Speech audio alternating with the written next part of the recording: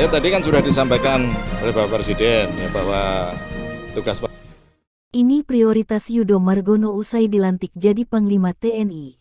Presiden Republik Indonesia Joko Widodo melantik dan mengambil sumpah jabatan Laksamana TNI Yudo Margono sebagai Panglima Tentara Nasional Indonesia, Senin tanggal 19 Desember tahun 2022 di Istana Negara, Jakarta. Pelantikan dilakukan berdasarkan Kepres 91 TNI tahun 2022 tentang pemberhentian dan pengangkatan Panglima Tentara Nasional Indonesia yang ditetapkan di Jakarta, tanggal 19 Desember tahun 2022. Laksamana TNI Yudo Margono juga berjanji akan menjalankan tugas serta menjunjung tinggi etika jabatan sebagai Panglima TNI. Sumber, BPMI Setpres, Humas Sekretariat Kabinet Net 24 Jam, mengabarkan.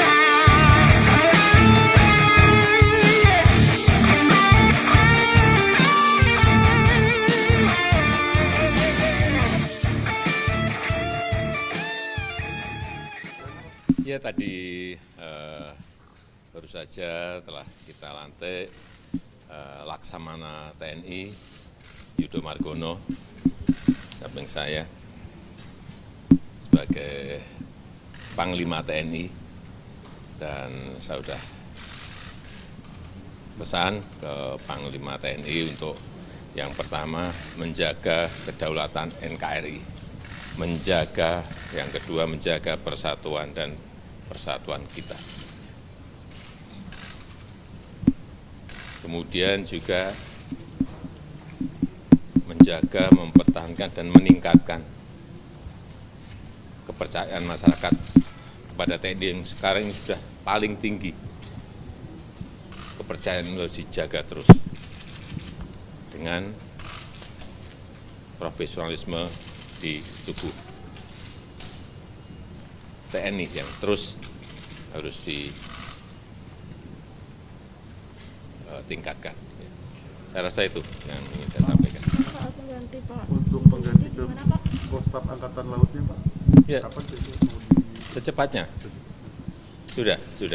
Nama calonnya, Pak, yang Calonnya yang jelas bukan dari bintang 1. Bukan dari bintang 2, tapi dari bintang 3. Ya, nanti kalau sudah, nanti segera kita lantik. Pak Yudo menjanjikan. Ya, juga menjaga, yang paling penting menjaga netralitas TNI agar tidak ketarik-tarik dalam politik praktis yang penting. Karena dan pentingnya sinergi antara TNI dan Polri dalam menjaga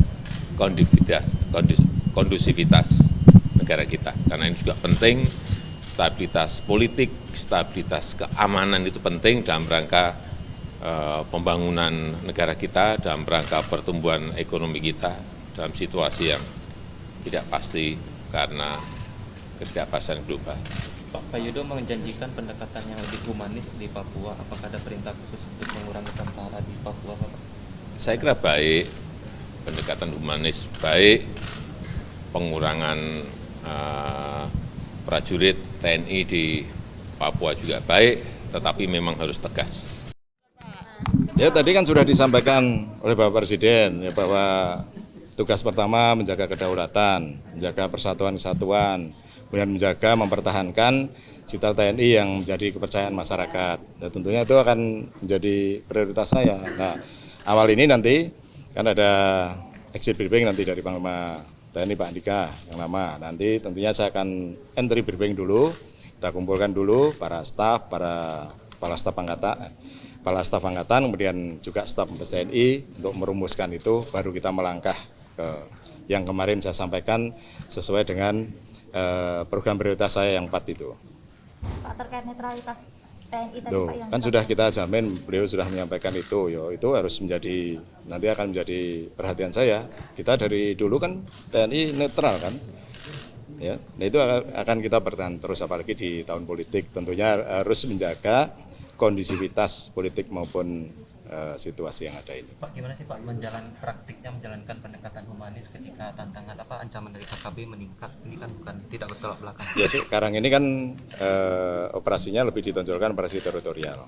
Ya mungkin bukan operasi militer. Nah itu yang perlu digarisbawahi. Tentunya tetap tegas kan sesuai dengan hukum yang ada. Artinya apakah akan ada pengurangan pasukan, Pak? Ya nanti tentunya akan kita evaluasi dulu, baru nanti saya laporkan Pak Presiden situasi yang ada. Nanti saya kan kesempatan pertama akan datang ke sana bersama dengan Kepala Staf Angkatan untuk melihat secara nyata apa sih sebenarnya yang terjadi di sana. Masukan-masukan juga dari para prajurit yang di lapangan, juga dari pemerintah daerah, juga dari tokoh-tokoh masyarakat, tokoh agama. Apa yang harusnya kita, tentunya kan perlu pendekatan yang di lapangan ini apa yang ada di sana. Jadi nggak harus langsung belum sudah diputuskan nanti saya memutuskan, belum tentu. Memutuskannya setelah saya cek dulu, baru nanti saya laporkan Pak Presiden. Apakah ada arahan khusus dari Presiden Pak untuk mencegah meluasnya dinamika yang terjadi di laut maupun selama kawasan Asia? Ya itu kan sudah kita sepakati dari awal. Perintahnya beliau waktu saya Pangku Kapilhan itu kan. Untuk plannya nanti akan seperti apa Pak? Apa? Untuk rencana ke depan? Nah tentunya akan saya gelar operasi khusus di sana, PAM perbatasan. Ya, PAM perbatasan yang khusus melaksanakan di wilayah Natuna itu, wilayah Laut Cina Selatan itu, Laut Natuna Utara yang sudah kita buat di peta kita. Jadi lebih fokus nanti kita buat operasi bersama-sama dengan TNI AU. Nah nanti akan dikendalikan oleh Kokapelhan 1. Ada arahan khusus dari Presiden Pak untuk mencegah meluasnya dinamika yang terjadi di laut maupun selama kawasan Asia? Ya itu kan sudah kita sepakati dari awal. Perintahnya beliau waktu saya Pangku Kapilhan itu kan. Untuk plannya nanti akan seperti apa Pak? Apa? Untuk rencana ke depan? Nah tentunya akan saya gelar operasi khusus di sana, PAM perbatasan. Ya, PAM perbatasan yang khusus melaksanakan di wilayah Natuna itu, wilayah Laut Cina Selatan itu, Laut Natuna Utara yang sudah kita buat di peta kita. Jadi lebih fokus nanti kita buat operasi bersama-sama dengan TNI AU. Nah nanti akan dikendalikan oleh Kokapelhan 1. Pak, soal citra Ya, Mahfud, karena yang lalu waktu saya Pangku Kapilhan kan efektif gitu, saya mimpin langsung di situ. Nah gabungan antara udara, laut, dan juga nanti Batalion Komposit Darat yang ada ini kita gabungkan jadi satu sehingga lebih efektif. Pak Mahfud juga minta mengusut untuk pensiunan TNI dan Polri yang punya bisnis ilegal. Gimana tanggapannya Pak? Ya, nanti kita cek dulu lah. Kita kan mempunyai POM TNI, mempunyai POM Angkatan kan masing-masing. Terus mempunyai Intel, ya, mempunyai Dispamal, Dinas Pengamanan Angkatan Laut, kemudian Dinas Pengamanan Darat, ya, punya Sintelal. Ya, tentunya dengan adanya info seperti itu, nanti kita cek dulu. Kita kan, saya sudah sampaikan kemarin untuk reformasi birokrasi dan juga organisasi. Nah, tentunya ya harus bersih semuanya. Pak, masa jabatan kurang dari 1 tahun, apakah akan jadi kendala Pak? Begini loh, maksud saya dari dulu nggak pernah berpikir tentang masa jabatan berapa lama, berapa panjang. Yang penting kita melaksanakan tugas yang dibebankan kepada kita, ya, kita laksanakan seoptimal mungkin demi negara dan bangsa seperti tadi yang disampaikan oleh Pak Presiden. Kalau masa jabatan itu ya terserah, kan sudah ada batasnya masing-masing. Ya, nanti kalau kita dikit-dikit selalu berinduksi aku hanya setahun, itu kita nggak akan optimal bertugas. Ya udah, kita melaksanakan tugas secara optimal saja. Pengganti arahannya buat Kasat. Tadi disampaikan oleh Pak Presiden, beliau yang memiliki hak prerogatif. Sudah dijawab yang jelas bukan bintang 1, bukan bintang 2. Yang jelas dari Angkatan Laut.